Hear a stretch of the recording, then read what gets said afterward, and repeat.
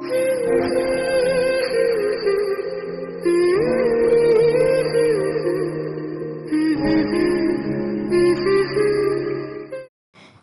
নিজেকে পছন্দ করো, তুমি নিজের সুনাম করো, কারণ তোমাকে অপছন্দ করার লোক এবং কি সমালোচনা করার লোক অনেক আছে। জীবনে যদি সুখী থাকতে চাও তাহলে বিশ্বকে নয়, নিজেকে সুখী রাখো।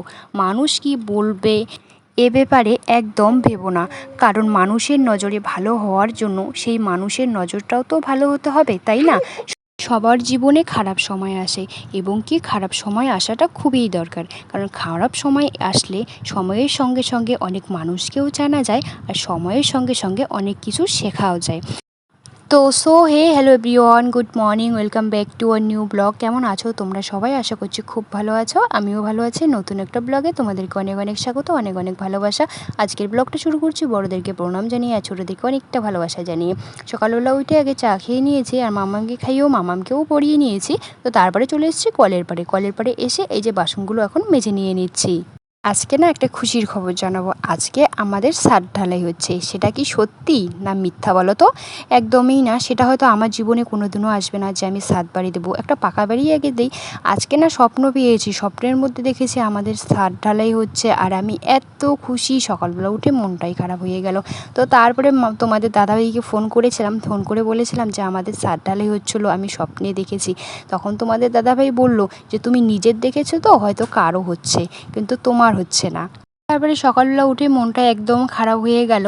সত্যি কথা বলতে ছাদ বাড়ি সেরকম একটা স্বপ্ন দেখি না, শুধু একটু পাকা বাড়িরই স্বপ্ন দেখি। ছাদ বাড়ি সেরকম স্বপ্ন নেই, কারণ স্বার্থ অনুযায়ী তো স্বপ্ন দেখতে হয়, সেরকম সামর্থ্য আমাদের নেই যে আমরা ছাদ বাড়ি দিতে পারবো।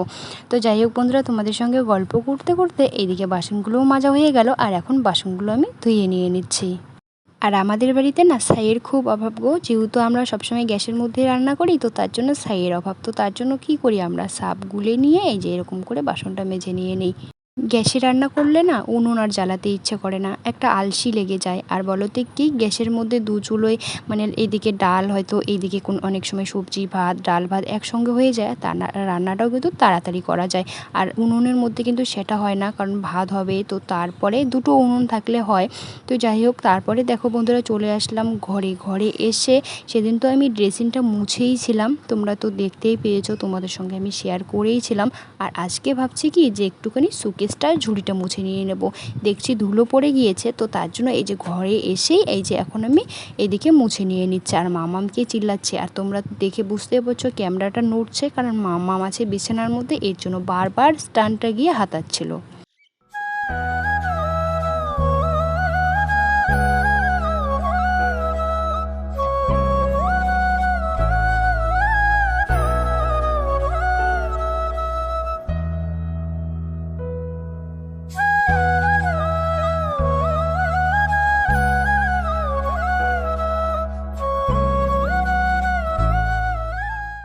শোকেসটা মুছে নিয়ে চলে আসলাম বাইরে। আর বাইরের রোদ দেখে তোমরা হয়তো বুঝতেই পারছো যে কতটা গরম পড়ে গিয়েছে।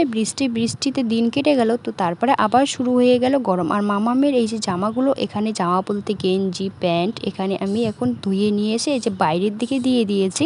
তো এখন এখানে আমি ভিডিওটা রেডি করব, কারণ এখনও আমার ভিডিও রেডি করা হয়নি, তো তার জন্য চলে আসলাম বাইরে। সবসময় তো ঘরের মধ্যে থাকি, মানে ঘরে ফ্যানের হাওয়া একদম ভালো লাগে না। অনেক সময় ভাবি যে বাইরে যখন হাওয়া দিচ্ছে তো বাইরে যাই, বাইরে তো এখন হাওয়া বেশি একটা হাওয়া হয় না, অনেক সময় হাওয়া আসবে আবার হাওয়াটা বন্ধ হয়ে যায়।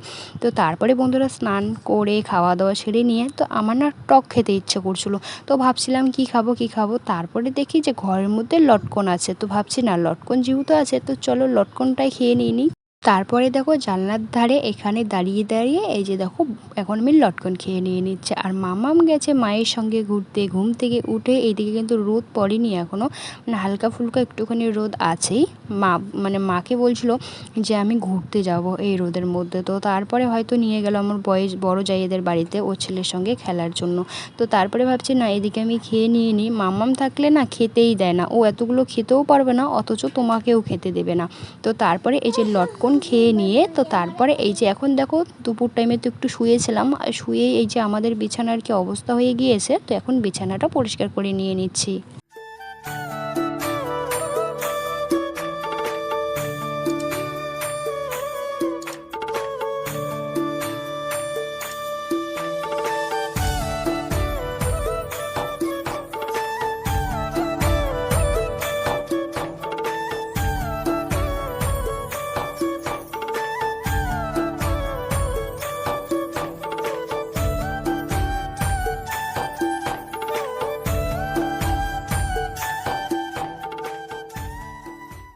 শুভ সন্ধ্যা বন্ধুরা, সবাইকে শুভ সন্ধ্যা বলতে এইদিকে সন্ধ্যা দিয়েছি। এখন সন্ধ্যা দেওয়ার অনেকক্ষণ পরে জানলাটা বন্ধ করছি, কারণ ওইদিকে জল নিয়ে বোতলের মধ্যে এনে রাখলাম আর এদিকে রাত হয়ে গিয়েছে। তো এখন এই যে দেখো, এইদিকে জানলাটা বন্ধ করে দিয়ে দিচ্ছি। তো তারপরে মা এইদিকে বানিয়েছে পকোড়া আর তার সঙ্গে হচ্ছে চা। এখানে দিয়েছে কলা আর হচ্ছে ময়দা, কলা ময়দা দিয়ে বানিয়েছে। আর দেখো, আমি একটা আগে খেয়ে নিয়েছি দেখে মামাম এদিকে রাগ করেছে, বলছে ও নাকি আর খাবেই না। তো তারপরে মামামকে রাগ ভাঙালাম, রাগ ভাঙানোর পরে মামাম ওইদিকে খেয়ে নিয়ে নিচ্ছে আর তার সঙ্গে এই যে এখন আমি খেয়ে নিয়ে নিচ্ছি। তো মামাম বলছিল যে আমাকেও দেখো, আমি এইদিকে খাচ্ছি, আমাকে ভিডিও করো। মানে কোনো কিছু বই পড়ার আগে, কোনো কিছু খাওয়ার আগে বলবে মাম্মাম একটুখানি ভিডিও করো না, আমি তো এখানে খেয়ে নিয়ে নিচ্ছি। মানে ওর কথা শুনলে আমি অবাক হয়ে যাই, এত পাকা পাকা কথা। তো তারপরে এই যে দেখো, এইদিকে নাচু করছিল। তো তারপরে বন্ধুরা, আমরা এখানে খেয়ে দিয়ে চলে গিয়েছিলাম মানে জায়েদের বাড়িতে। ফোন করলো মাম্মামের জন্য, নাকি ও জেব্বা কি নিয়ে এসছে খাওয়ার জন্য। তো তারপরে গেলাম, আর এইদিকে দেখো দরজাটা আমরা বন্ধ করে যাইনি, আর এইদিকে দেখো কি অবস্থা করেছে ছাগলগুলো, মানে ঘরেই ঢুকে একবারে ঘরটাকে শেষ করে দিয়েছে। তো তারপরে এই যে এখন আমি ঘরটা ঝাড় দিয়ে নিচ্ছি। তো তারপরে মামামকে খাইয়ে একটুখানি পড়াতে বসাবো। আর মামাম দেখো ড্রেসিং দেখে দুষ্টুমি করছে। যাই হোক বন্ধুরা, ভিডিওটা এই পর্যন্তই। ভিডিওটা যদি ভালো লাগে সাবস্ক্রাইব করে দিও, আর লাইক কমেন্ট শেয়ার করতে একদমই ভুলো না। তো তোমরা সুস্থ থেকো, ভালো থেকো, টাটা বাই। আগামীকাল নতুন একটা ব্লগের সঙ্গে দেখা হচ্ছে।